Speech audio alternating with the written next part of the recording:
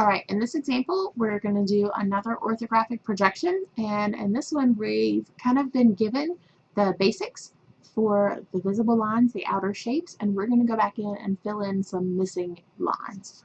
So here's our 3D representation, and over here we've shaded, so we're calling looking this way the front, looking from the ceiling down the top, and looking over this way, that way, here's your right side. So we've got the top, front, and right side views ready to go for us.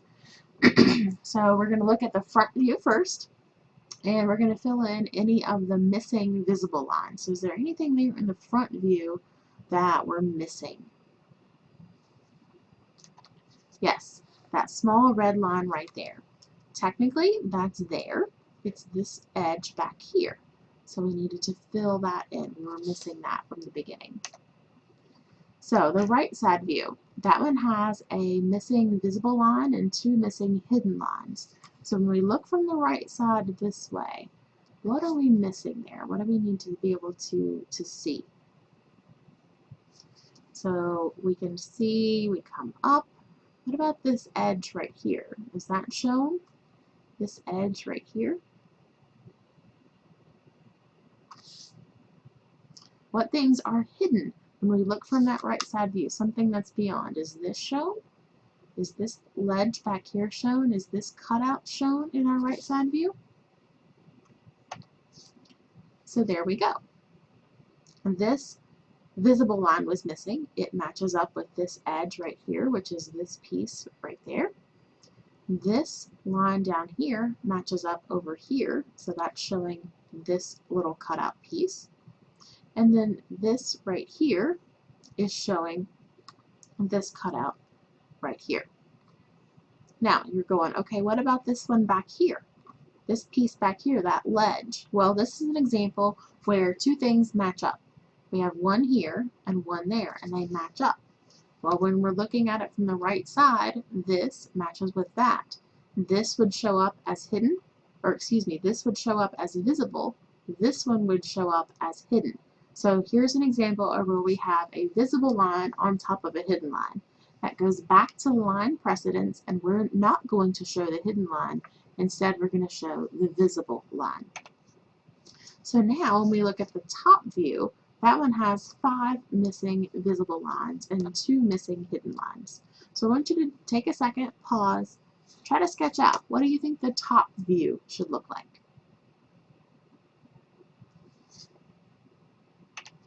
Here's an example of your top view and what it should look like.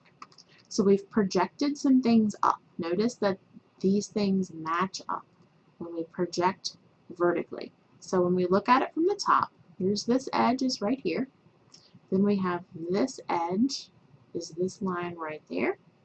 We have this U-shaped cutout. That's this right here. And then this edge right here matches up with this one right there. So there's all your visible things. The only thing that's not visible from the top is this little piece down here. So you'll notice right here you can project up and get those 2 hidden lines right there. So that finishes out that problem. We'll move on to the next one. So here's another example, and I want you to try to do this yourself. Just sketch it out really fast, see what you can come up with. So we're going to fill in those missing lines.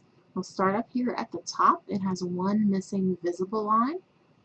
And again, this one's kind of confusing because you're seeing all these different lines and you have to figure out what they match up with. There's your missing line. It's this edge right here that you would see when you looked from the top down. That one right there. Let's move on now and look at the front view. It has 4 missing visible lines and 4 missing center lines. So now we're talking about looking at the front on. So you know you've got some holes that you're going to see there. Probably also another ledge, right?